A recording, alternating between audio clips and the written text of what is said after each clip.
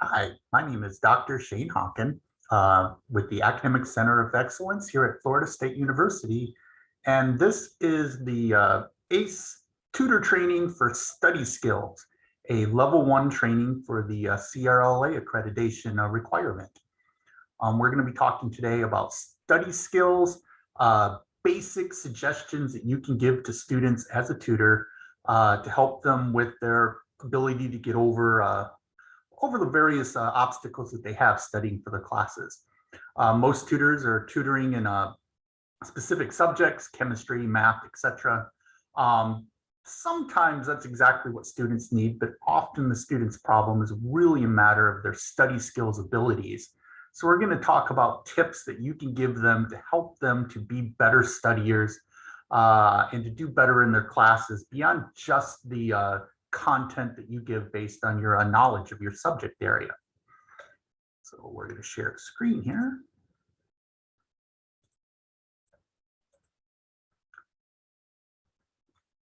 There's several, this is split up into 3 different parts. The first part is just basic study skills tips.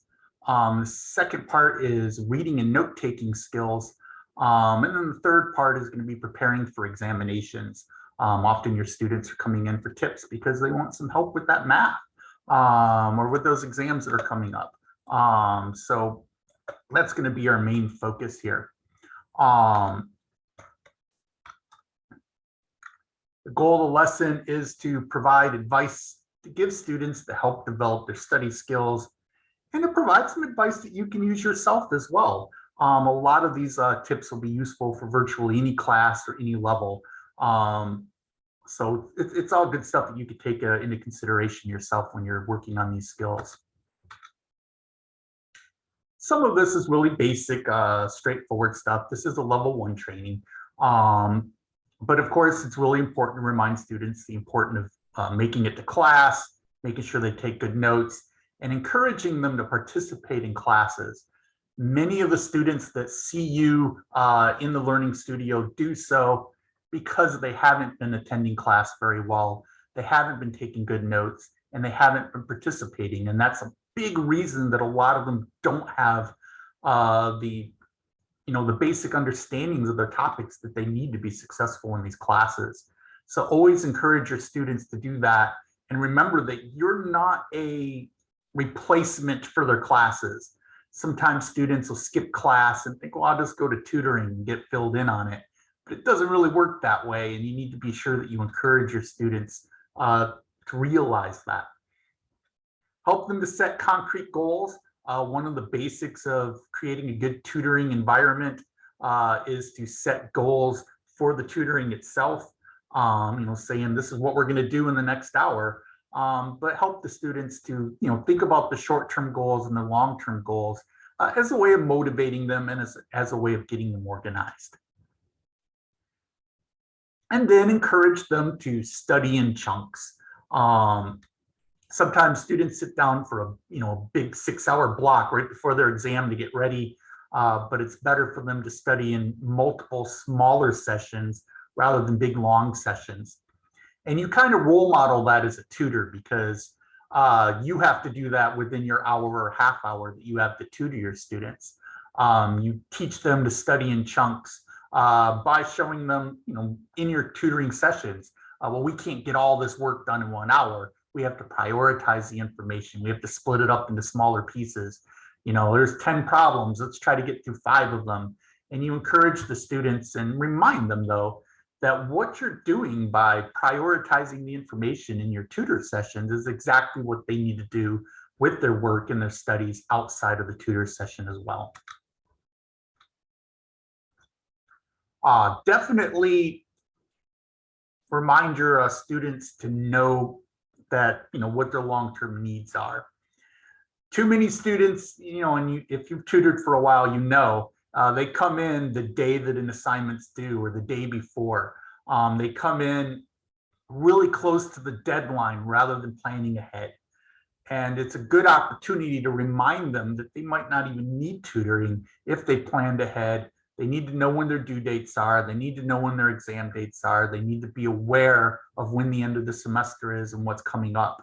So encourage your students to think ahead, and remind them that, that tutoring isn't always going to be available for them at the last minute. It's going to be something that they need to be prepared for in advance. Remind them to set short-term goals for themselves. Some students are too tunnel visioned on what they're working on right now. They're so focused on what has to be done right now that they don't think about the big picture, what's coming up in the future. But on the flip side, some students are always looking at the end and they lose sight of what's in front of them. So it's important for them to set long-term goals. What am I trying to accomplish this semester? What do I have to do to be ready for the final exam at the end? What do I have to do to be ready for the big project that's due at the end of the semester? And they also have to be aware of, what has to be done right now. How does that fit in with what my long-term goals are? So remind your students to set goals and to use that as their guideline for getting things done and to motivate themselves to get things done. Make a serious effort to exceed your short-term goals when possible. Encourage the students to set due dates ahead of when things are really due. Encourage them to get extra work done on the front side of the semester rather than waiting until the end of the semester and trying to squeeze everything in. The study area is an important part of study skills. You have to keep your study area free of distractions. Almost all of us are guilty of getting our phones out sometimes. We're guilty of having 16 tabs up on the computer, half of which are not relevant to what we're doing. But that creates distractions, and the students that are coming in for tutoring often are the students who are not good at, they're not disciplined about avoiding those distractions. So encourage them to find study areas that are free of distractions. You can encourage them to come here to the ACE Learning Studio for a study room, or they can go to the library, or they could go somewhere that's far away from their television, put their phone away, encourage them to keep tabs to a minimum on their computer so that they can get more work done. Experts say that you should keep your study area relatively clean. If I were to take this little camera here and move it around my desk, you would find that I'm not particularly good at that. But studies show that a clean desk helps people to stay a little bit more focused. Part of it's because a lot of the junk on our desks are distracting. There are little toys, there's papers, things that you might start reading, a book that that isn't relevant to what you're doing.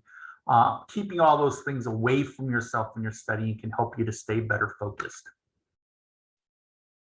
I like to recommend to students to keep one thing on their desk that's somewhat unrelated to their work. And that's a pen and paper or a pencil and paper nearby to jot down the irrelevant things. Sometimes we're not focused on what we need to do at work because we've got a date later. We've got a job that we have to go to. We have another class that has something coming up that we're thinking of. We have to pick up groceries on the way home. Things pop in our head and distract us. Your brain's constantly trying to find a way to solve all of its issues. And it's constantly doing that. One way to combat that is to write down our problems, write down our reminders. Your brain needs to see that you're doing something before it can let things go. Jotting things down is a way of doing that. It's kind of signaling to your brain, I've got this. I know that this needs to be taken care of. I'm going to do it later. I've done something about it. I've written it down. So, we can park that in the back somewhere and get focused on what we need to do now. And it's just a great way to make sure you don't forget the other things you need to do once you get focused on your studying. There was a study done quite a while ago that I really like. I wish I could remember the name of the person who did it. But they were a psychologist who used to go to baseball games with their dad when they were a kid. And in one of the baseball games, their dad caught a foul ball and gave the ball to the kid. The kid grew up to become a prominent psychologist. And he was working at a major university and teaching classes, and he started thinking to himself, whenever he did work, he would get his baseball out and he would sit and use that kind of as a reminder of nice times. And he wondered to himself, does getting this baseball out for work actually help me be better at my work? So he decided to do a study on it. And over a period of several years, whenever he taught a class, he would take a small group out of that class and take them aside and instruct them to get themselves a totem to get out when they work. So a totem is any inanimate object that has some kind of meaning that you give to it. So like totem poles in the Pacific and Western Island native tribes, they built those totem poles that had all the faces on them. And the faces were, there was inanimate wooden objects that each symbolized some part of their society or culture. Well, a totem could be anything that does that. It could be a stuffed animal from your childhood. It could be a baseball. It could be an action figure. It could be a stapler that you put googly eyes on and give it a name. Anything could be a totem. But one thing that could be really helpful to some students is to just have a little totem that they get out only when they do work. What the psychologist found through his studies is that people actually did a little bit better in his classes when they did this.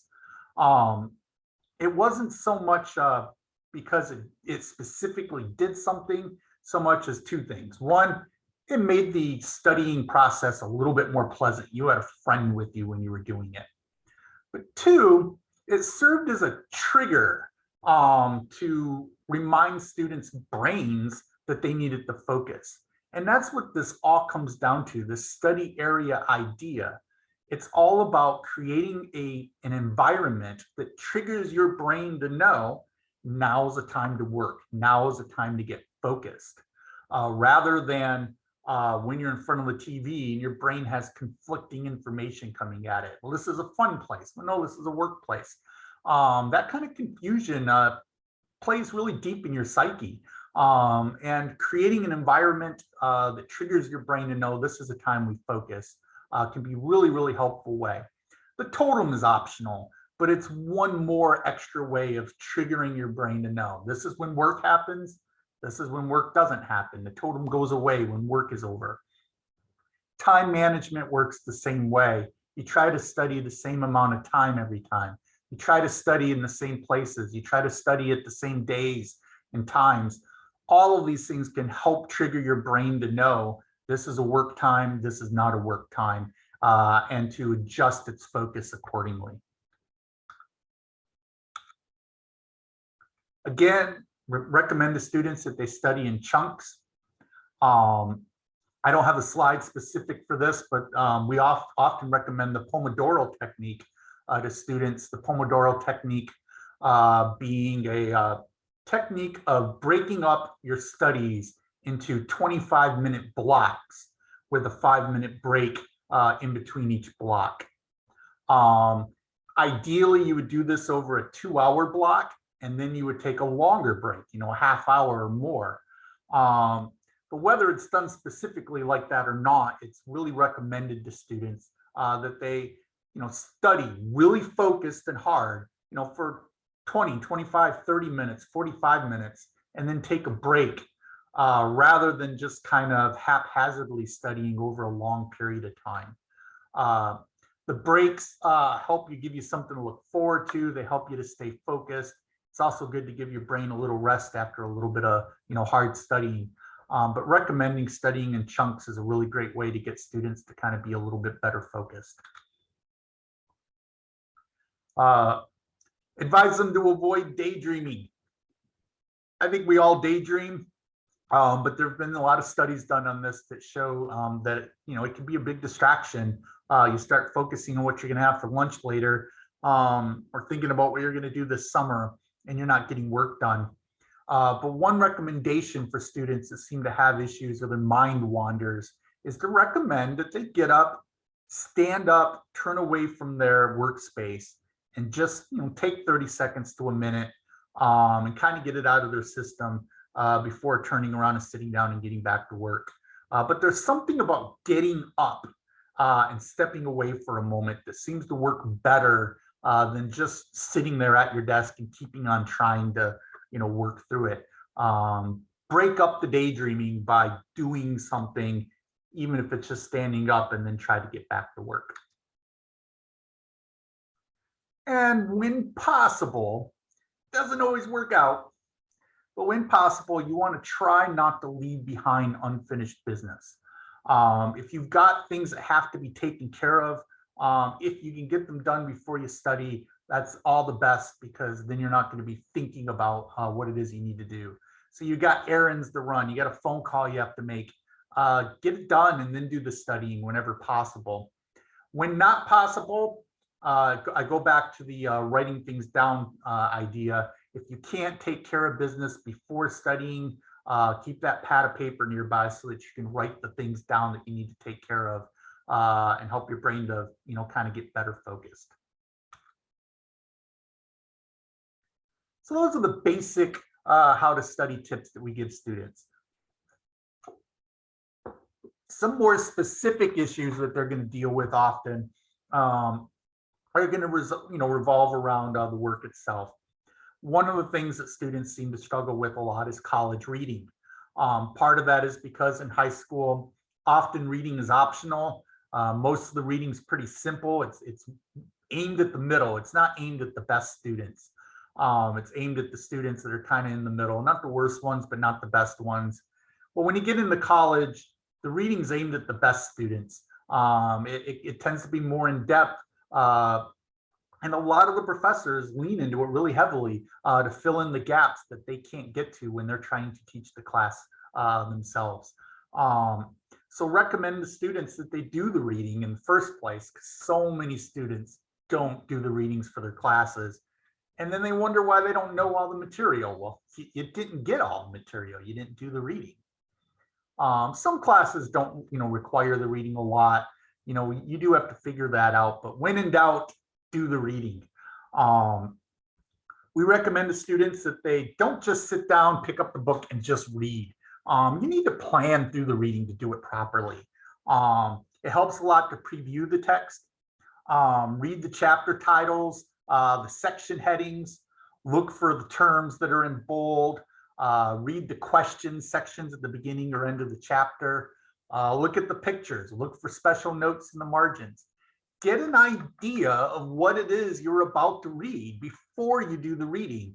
And it helps your brain to get better focused. It helps your brain to pick out the information and to prioritize it better.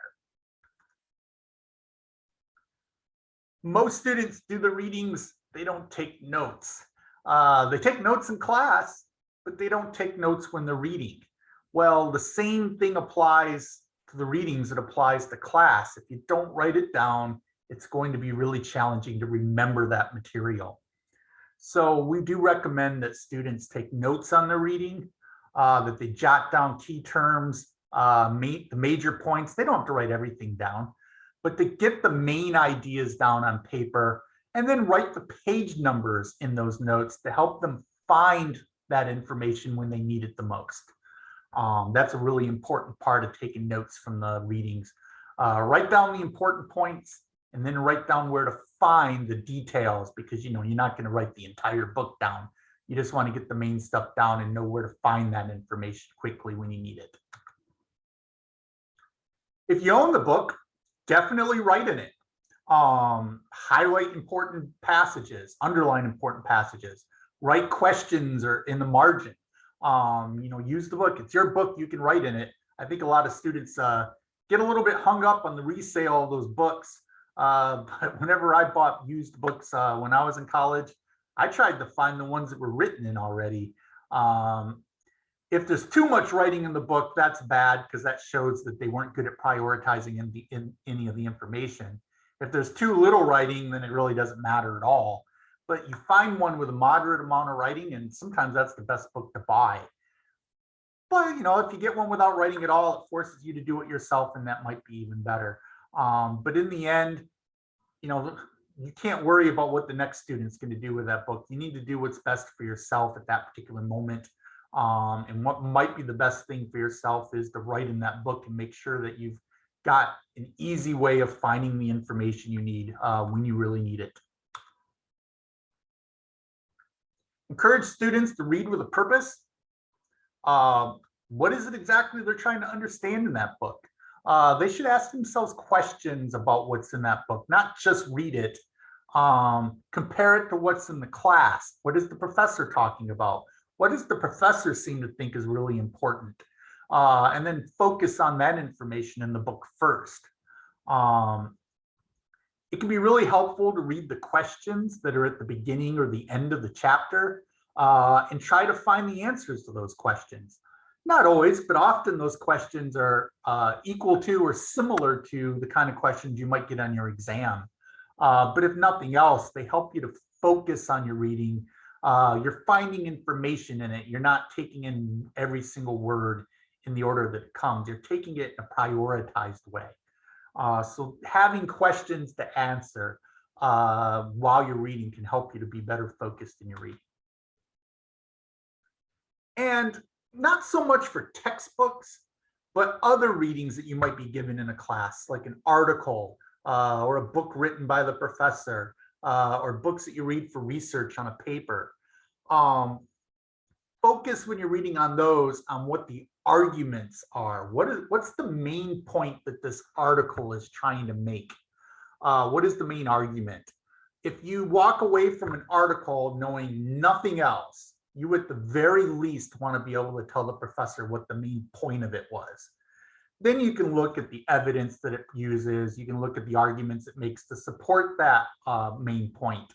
But at the very least, you need to know what the main point of an article or book is, and then build on that to better understand it. As with studying, I recommend to students that they read in chunks, that they set short-term goals while they're reading it. Try to review each chunk before going on. So in other words, you got a big chapter to read. The chapter's 30 pages. Take time to sit down and just read the first 20 pages of that. Review the 20 pages that you read. Come up with questions relevant to those 20 pages before you move on to the next set of pages. That could be a really, really useful way of making sure you stay focused and you understand everything that you're reading.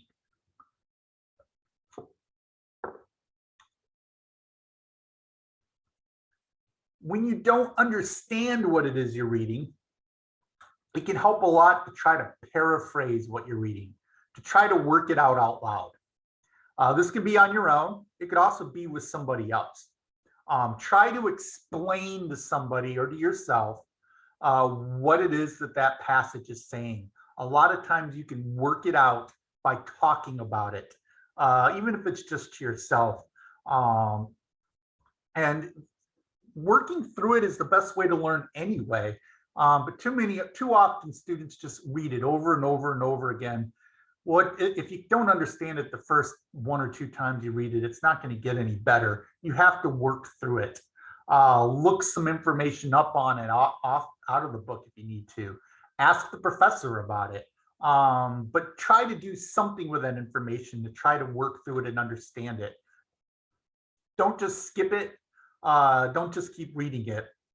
Try to work it out, and explaining it sometimes is a really great way of doing that. It sounds counterintuitive. How do I explain it if I don't understand it?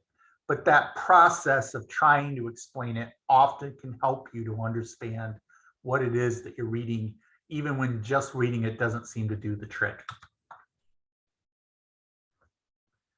In textbooks especially, but this can be useful in other books as well, and sometimes with articles. Sometimes you can use sticky notes or little sticky tabs to help you mark important stuff that you want to revisit, especially if you're reading a lot of pages. If you're given a 100-page assignment, well, you're not going to memorize 100 pages, but you still need to be able to find that information. And sometimes using sticky notes can be a really great way. You just make them into tabs at the top of the page with basic information on what you're going to find on that page. Then you can go back and find the information you're looking for a lot more quickly. Less so in your science and math classes, although sometimes there's a little bit of this in those, but not as often. But if you're in a lot of humanities classes, you want to start getting into the habit of questioning your text. Not just reading it, but actually wondering, is the author correct? Is their argument valid? Doesn't mean that you're going to disagree with every book you read or even most books you read. You probably shouldn't. Theoretically, these are experts on the topics. But eventually, especially in your majors, you're going to reach a point where you need to be able to grapple with that argument, with that information, and examine past just, well, this is what they say, it must be true, and actually question the material. If nothing else, you want to question it to make sure it is accurate before you take its word for it. Ask yourself, what kind of evidence are they using? Ask yourself, what kind of biases do they have? Now, everybody has biases. That doesn't necessarily mean your argument's wrong, but are those biases affecting your ability to use the evidence accurately? Are you ignoring information because it doesn't suit your beliefs? Are you missing information because of it? All of these are things that professionals should ask themselves. And someday you're going to be the professional, and you need to get into the habit of questioning the information you're looking at. Again, we're talking healthy skepticism here. We're not talking about always thinking everything's wrong. But you want to encourage yourself and your students to make sure the information you're looking at is accurate before you present it. This is especially true in research when you're taking information from outside of the class and trying to bring it in. But if any of you ever go to graduate school, I can guarantee you that you will have a professor give you 10 books to read, and they will give you one on purpose that they think is wrong. It's a bad book. The author did not make a good argument. They'll give you the book knowing that most of you will read it and just take it at its word. And then they start asking you questions about it in class, and you realize, wow, this book was wrong. And I believed it because the professor gave it to me, so I assumed it was right. You do want to get into the habit of having healthy skepticism in what you read. Enough just to verify the truth of it without just taking it at its word. Probably the best advice you could give to a student in regards to college reading is to write things down that they don't understand. Too often, students read something in the book, they don't get it, they shrug and they walk away. The things you don't understand are the things that you need to figure out. You need to dig into that. That could be something you Google, with a healthy dose of skepticism with Google, because everything on it's not right. But you can start with that. You can ask other students. Most importantly, you can go ask the professor or the TA and talk to them about the information that you don't understand. That can be a really, really big help for students to start thinking that way, because too often, well, they come to you for help because they have questions, which is great. But too often they come in not even really knowing what questions they have because they haven't thought about it before. And then students need to review the reading.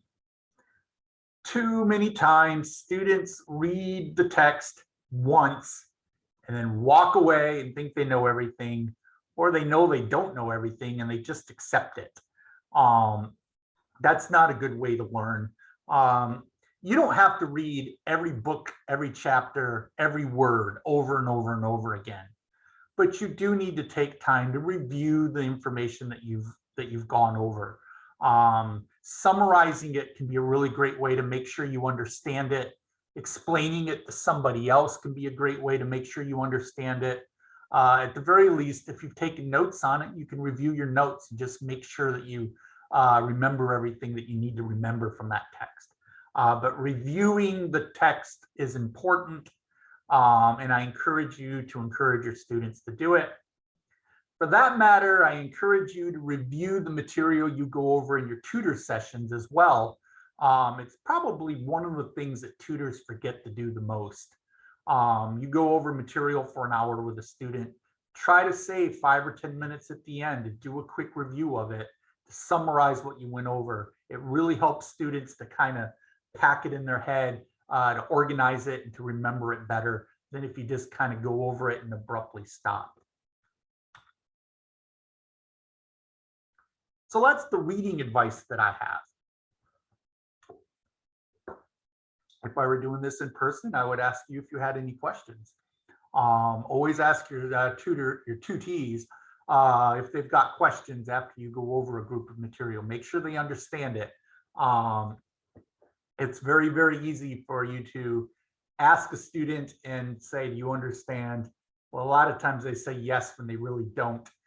They're so desperate to get through all the material, but as you know, they need to understand the material, the basic material, before they can be successful with the more advanced stuff. So ask them a lot of questions, make sure they understand, get them to explain it back to you to make sure that they understand. Taking notes is absolutely essential in college. If you're a tutor, you probably already know that. I sure hope so. There's 1 in a million people that really have a photographic memory. They hear the material and it's there. Those people are so rare, and sometimes they struggle as well because, okay, they remember everything. It doesn't necessarily mean that they understand it or that they can organize it in a meaningful way. So taking notes is a really important part of college. And yet, something, I don't remember the numbers on it, but something like 1 in 4, 1 in 5 students doesn't do it. And those are the students that struggle almost all the time. So we always hope the students will bring their notes in. It's so helpful if a student actually brings their notes into class, or into tutoring, I mean.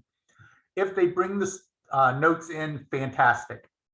If they don't, encourage them to do it in the future. They can't expect you to know everything, especially in a specific class.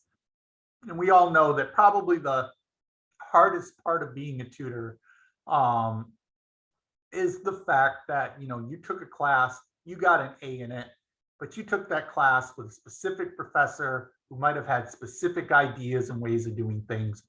And you know the material, but you don't know everything. If that professor might have hit something differently than what yours did, or they did things in a different way, you know enough of the material to figure it out, if you've got some information to work with.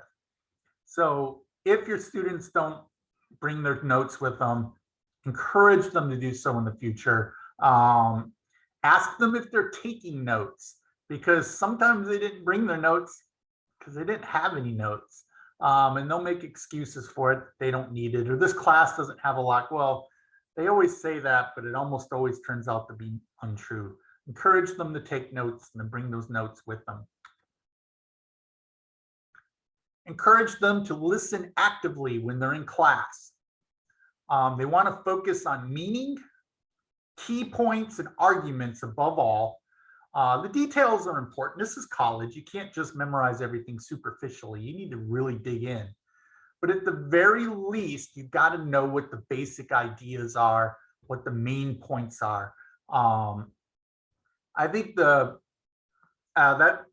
good professors use PowerPoint slides or videos or some kind of matter to help you to organize that information so you know what's the most important stuff. But whether they do or not, a big part of being successful in college is to learn how to actively listen and figure out what the main things is that you need to write down. And from that, I add, encourage your students to participate in class. The more that they ask questions in class, the more that they make suggestions or answer questions in class, the more that they raise their hand and recount things from the reading, the more times that they just raise their hand and ask the professor to repeat something that they missed. These things help them to remember the material. It helps them to understand the material better. It helps them to stay focused in class. If you're looking for an opportunity to raise your hand, you're paying attention rather than sitting in the back and just passively taking notes and hoping that you don't drift off. Encourage your students to be active in class. It'll help them in so many ways. If nothing else, it's going to make the professor know who they are, and the professor will know that they're putting an effort in. And if they're on the bubble, the professor is going to give a break to the student that they know is trying, rather than the one that sat in the back and they don't even remember their name. So participate in classes, encourage your students to participate in classes. Some basic things to suggest to them about taking notes. One is to leave space between the items in their notes. One reason is it makes it a little easier to read, but more importantly, sometimes there's going to be new information that comes in. The new information doesn't always come in the right order. Sometimes the professor forgets something and they bring it up later, or sometimes you find information in the book that's related to what you talked about in class and you want to add that to your notes. You might get a bit of information from a student. You might get a bit of information from, a project you're working on. And in order to help you remember it, you want to put it in your notes, and you want to put it in the part of your notes that's relevant to it. Leaving space in your notes gives you the opportunity to fill in any blanks you miss, to add stuff as necessary as you get new information. I recommend that students use a large notebook that has plenty of space in it. Two things that students do that can be bad note-taking. One is they do it on their computer. There are some specific circumstances under which doing notes on your computer is better. Some students have a difficult time writing by hand. They might have some kind of arthritis. They might have some kind of a learning disability. They might have, who knows, all kinds of different things that might make it so writing is difficult for them. They might just write too darn slow or too messy. In that case, typing your notes is better than not being able to read your notes at all or not being able to keep up. But for the vast majority of students, it's better for them to write it out by hand, because study after study shows people don't remember what they typed the same way that they remember what they wrote down. So encourage your students to write their notes out by hand whenever possible. And encourage them to use a large notebook that has a lot of margin space so that they have space to write, to add things as needed as they go. I recommend that students develop a standard method of taking notes. They need to figure out what abbreviations they can use, how they want to organize it. They can use Cornell note style, for example. They can use headings at the top. They can have symbols they put in the margins to indicate what's important, what they have a question about. All of these things should be decided ahead of time when possible, especially abbreviations. As we all know, professors like myself talk way too fast most of the time. It's okay to raise your hand and ask a professor to slow down and repeat themselves, but most of the time we don't do it. But we still have to get all this stuff written down. So encourage them to come up with abbreviations and short ways of writing things that will help speed up the writing process.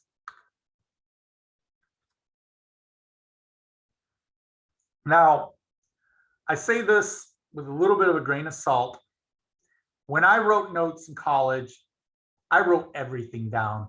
I developed my own shorthand. I wrote very, very quickly, and I wrote everything. The experts say you shouldn't do it that way. I say it depends on the person. If it works for you and you can write everything, write everything. But if you're not good at reviewing that material, if it's too overwhelming, or you can't read it, or you just can't write that fast, you do need to learn to prioritize the information. Whether you write everything down or not, you have to learn to prioritize the information when you study.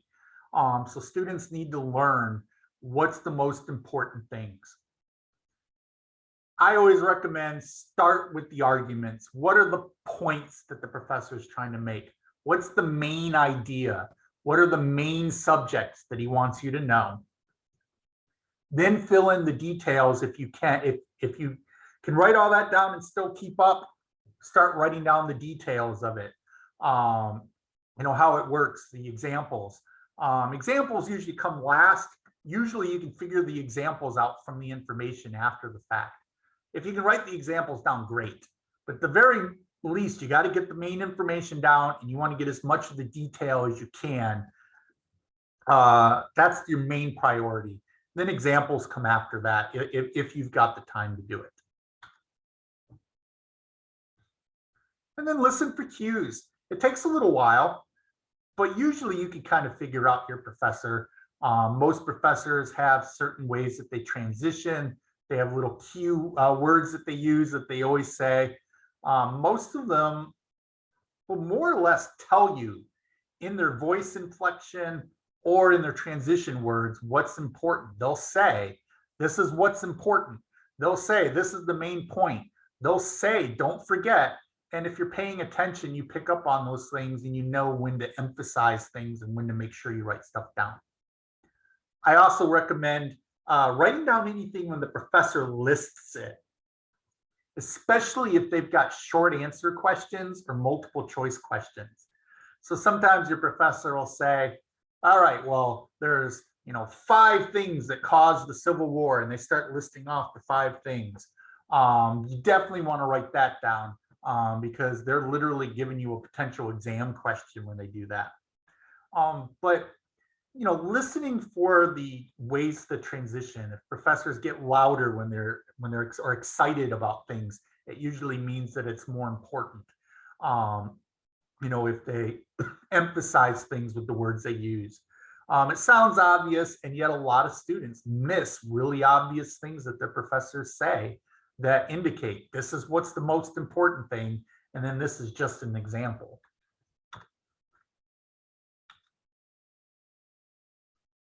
Again, learn abbreviations, especially for common words. Things like between.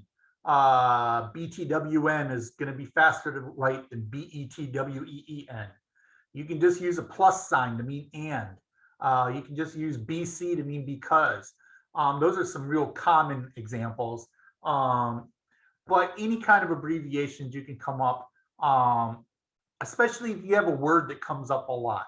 For example, I did a lot of studies on the Enlightenment of the 18th and 17th and 18th centuries when I was doing my graduate work. So I was constantly having to write the word enlightenment down. I learned really quickly that I was wasting a lot of time writing a word that big over and over and over again. And eventually I just had a big old capital E that meant enlightenment. To this day, if I see a big old capital E, I think enlightenment, whether it is or not. But things like that, again, it seems obvious. And yet I look at so many people's notes and they're writing every single word out and wondering why they can't keep up. Come up with abbreviations for the common words that come up a lot, especially the ones in your major. And then also the real basic words like between, and, because, etc. And then this applies whether you're taking notes or not, but with studying in general, I do highly recommend that people study with other students. Coming into tutoring helps. Studying with other students from the class really is even better, or you can do both. But it's really helpful with note-taking in particular, because even the best note taker is going to have that little 1 to 2 minute moment where their mind wanders. They start thinking of the tacos they're going to have for lunch that day, and they think, tacos, that's going to be so good. And then you shake it off. Okay, I got to get back to work. You got to get back to work. And you start paying attention again. Well, maybe in that 2 minutes, the professor just gave the answer to what's going to be an exam question later, and you just missed it. Now, you're a human being. That's just going to happen. But your neighbor or your friend or some other student on the other side of the room they're going to start thinking about tacos at a completely different time than you did, most likely. And they're going to get that point down. And you're going to get something down that they missed.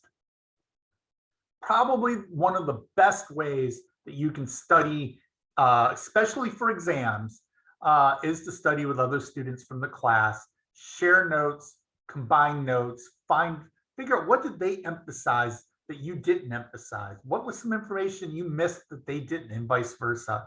Again, one of the best ways to work. And it also combines one of the best ways to study, because you have to explain to the other student what you wrote down, which helps you to learn the material even better.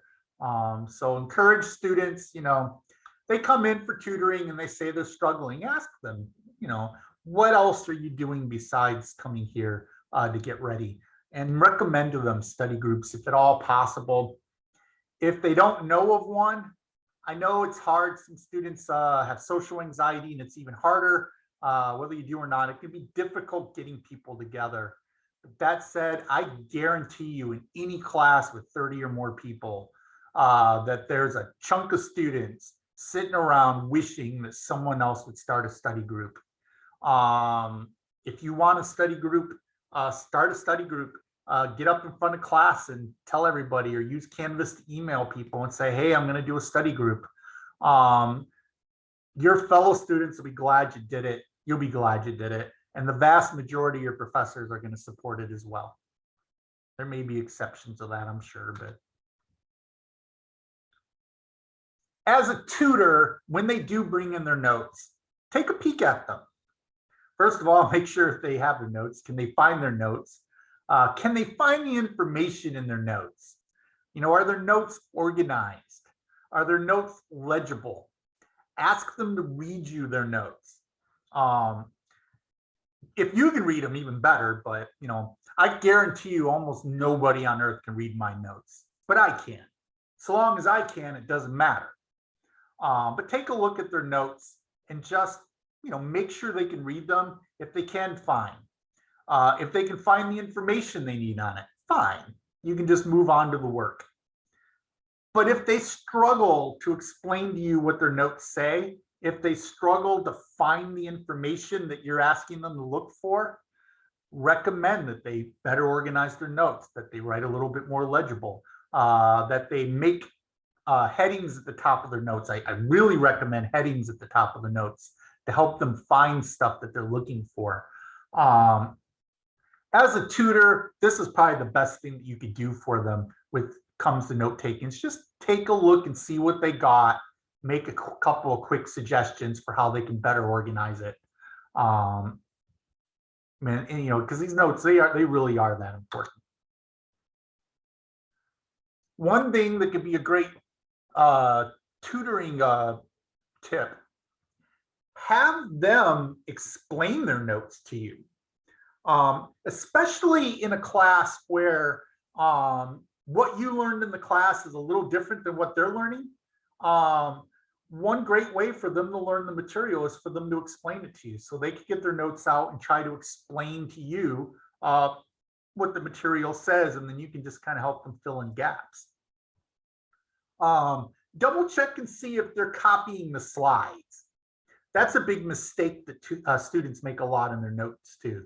They copy down what the slide says, and then they don't actually write down anything about that slide. Especially if the professor provides the slides on Canvas, just writing down what the slide says is a waste of time. You can get the slides yourself. Most professors, not all, but most of them, they write the basic stuff on the slide. What they really want you to know is what they say about that slide. So take a look at their notes and see, are they using their own words to describe this material? Are they going beyond just what's on the slides?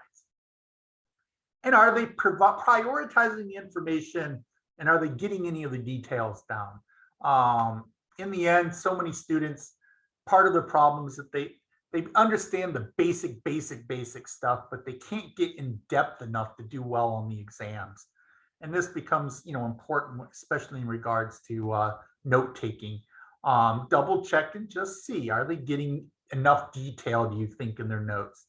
And if you feel like they're not, make some suggestions for how they could do that based on what we've talked about. So that's note-taking in a nutshell.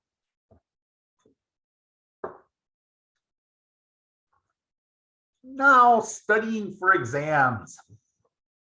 I'd say our numbers seem to suggest, and your experience may differ depending on what you tutor.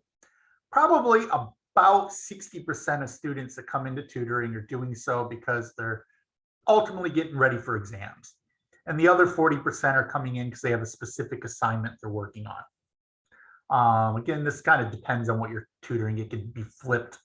But generally speaking, exams are one of the things that tutoring is best suited for, to go over material with somebody who understands it, and getting some questions answered and making sure you understand it in detail.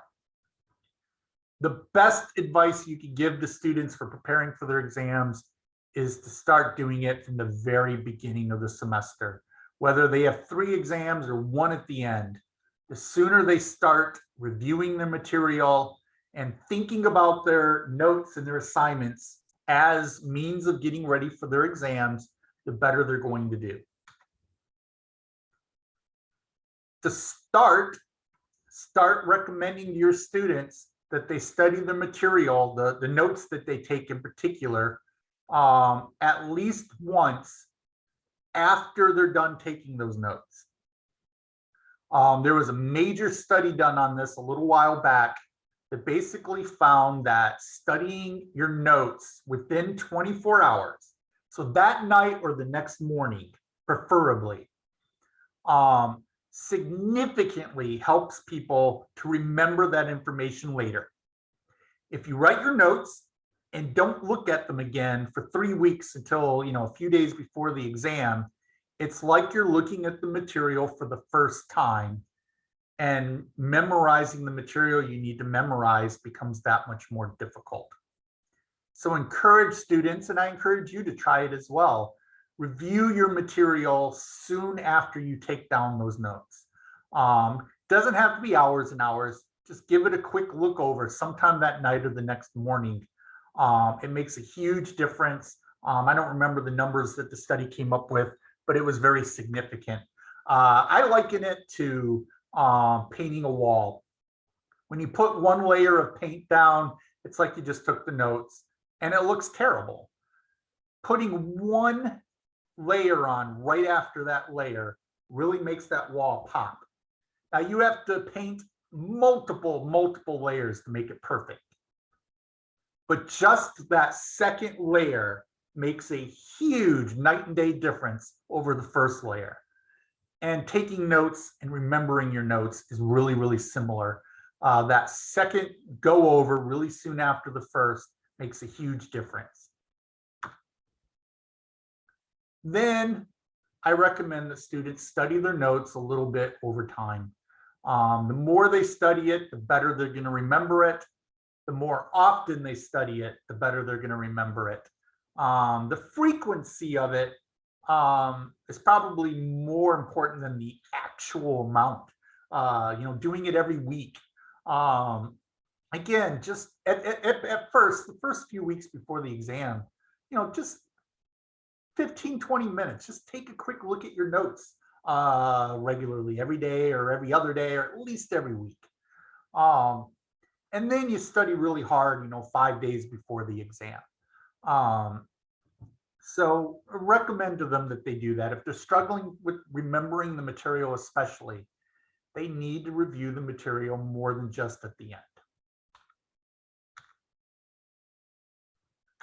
Remind your students to utilize all of their resources. Too many students read their notes and that's all they do.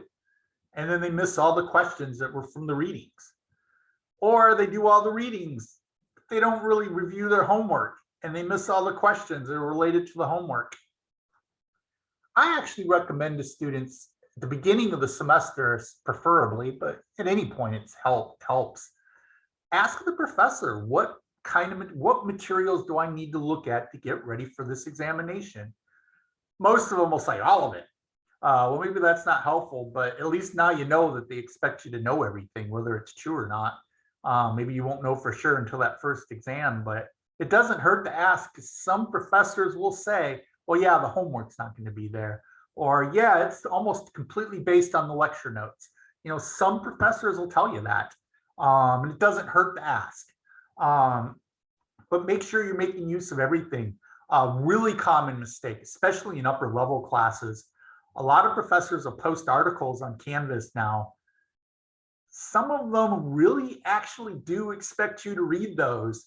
And sometimes they take questions off of them for the exam. So again, ask, find out if they're going to do that or not, and be ready for it. But utilize all the resources available. Again, recommend they study with classmates whenever possible. It's a really big help. Encourage them to learn what their strengths are as well. Use their strengths whenever it's possible. Most students do this, or at least try to do it. But encourage them to listen to recordings, or to rewrite their notes if writing helps them a lot. If they're visual learners, encourage them to come up with charts and graphs and flow charts, etc., to help them to organize that material in a way that's more visual.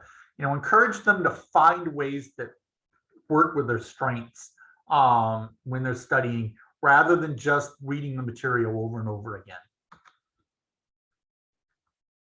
And then I think the number one tip that I give to students for studying for exams is to study the material in multiple ways.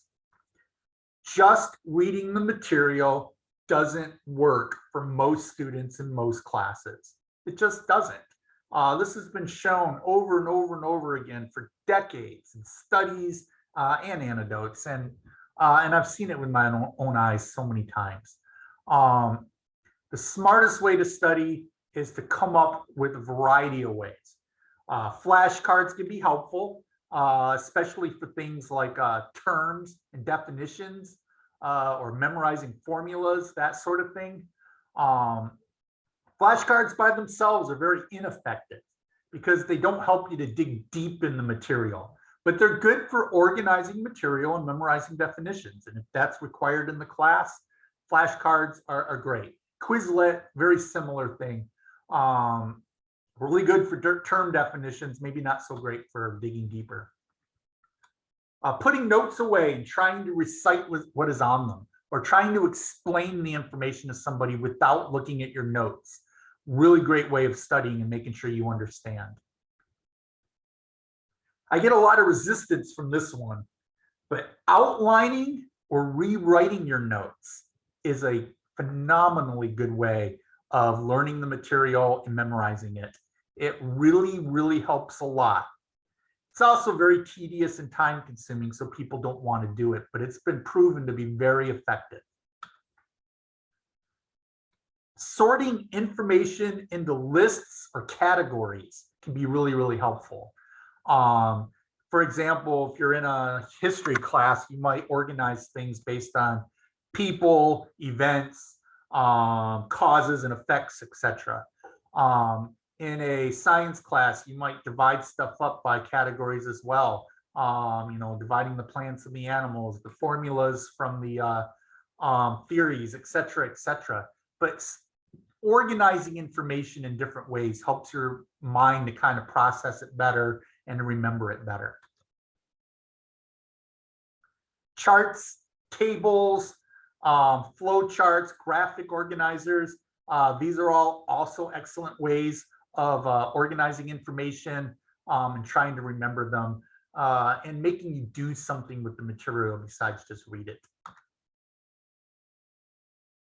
Categorizing material by types kind of goes with sorting info into lists. Asking yourself questions and trying to answer those questions.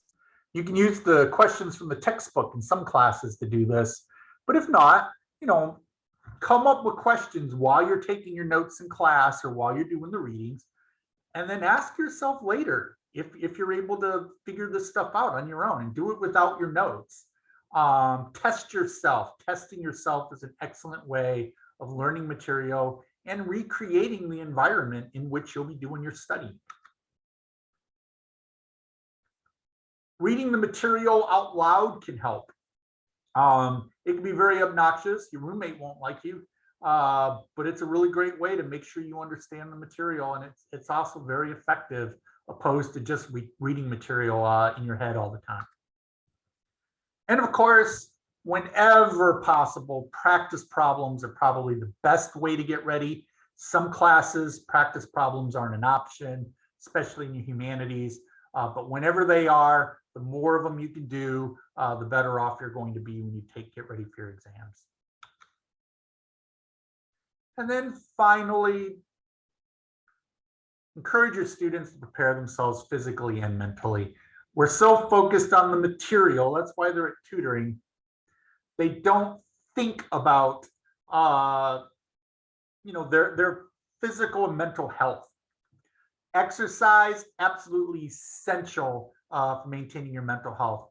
I specifically mentioned student athletes because they have this covered, but also because I originally wrote this material when I worked for athletics. But it applies to everybody. At the very least, you need to get out there and get yourself a good walk. Try to eat healthy. Try to eat a balanced diet. Junk food messes with your brain. It really does. And go to bed.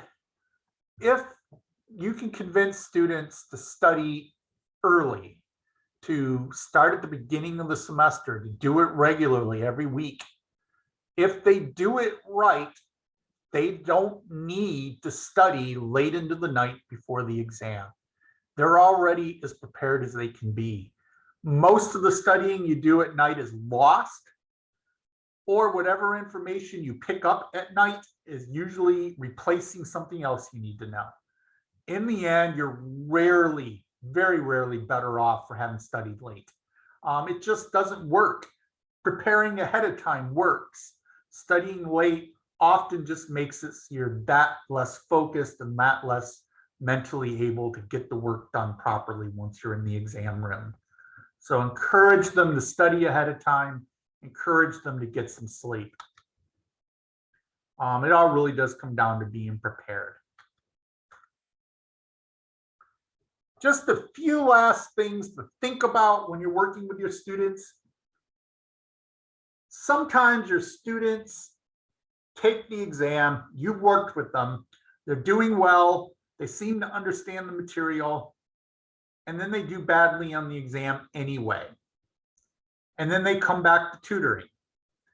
Now, the good news is if they came back to tutoring, it probably means they didn't blame you for it, nor should they have, because tutoring can't be and shouldn't be the only thing they did to get ready for their exams. But if they struggled and they come back, take a few moments, talk to them about how it went and why they might have done badly. Was it a matter of performance?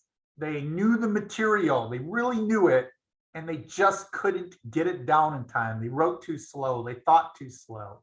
Was that the issue? Or did they just not know the material because they weren't prepared?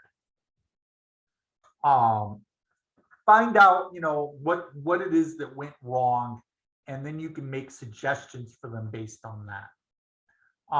Find out when they started studying. Did they start studying 2 days before? Did they start studying 2 months before? Makes a big difference. What notes or what tools were they using? Did they use their notes? Did they do the readings? Did they use a study guide? Did they study in different ways, or did they read the material over and over again? This is a great opportunity to say, see, I made these recommendations, you didn't do them, the exam didn't go well. Let's try some of these other strategies so that we can do better. You don't have to dig too deeply into this one, but if the student did badly, ask them if they have test anxiety. Test anxiety is a real thing. Often it's tied to actual anxiety that people might have, and anxiety disorders. Sometimes it is something that's test specific because they weren't prepared.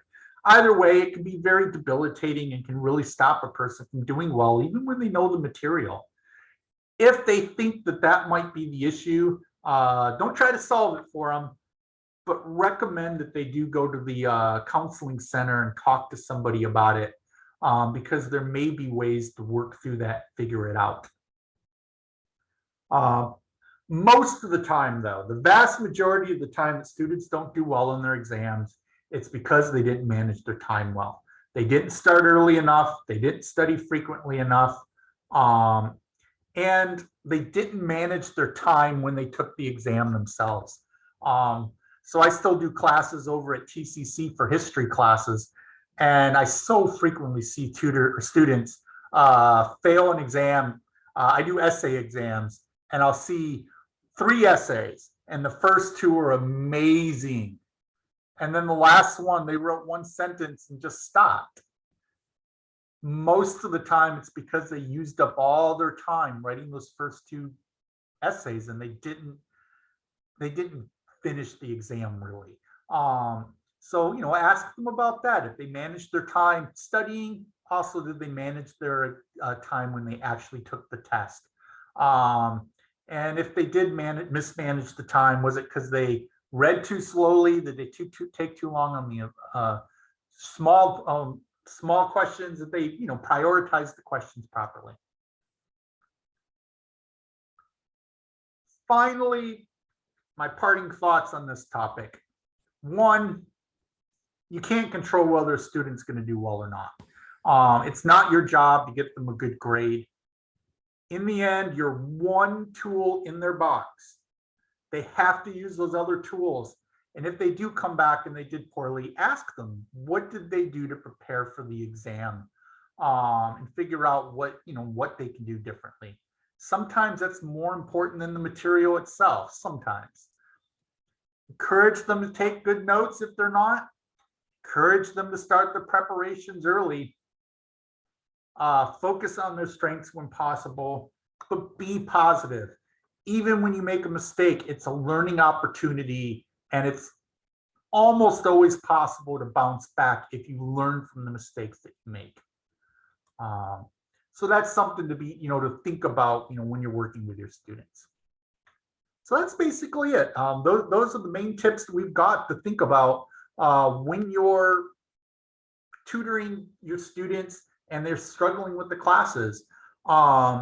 Think about the study skills. We do have study skills tutoring. You can recommend study skills tutoring for students if they're particularly struggling with the organization aspect of getting ready for these classes. But it's okay to make some tips on this thing. Sometimes they need that more than they need the chemistry and the math and the accounting information. So just be aware of these different ways of taking down information and learning, and pass them on whenever possible. Thank you very much.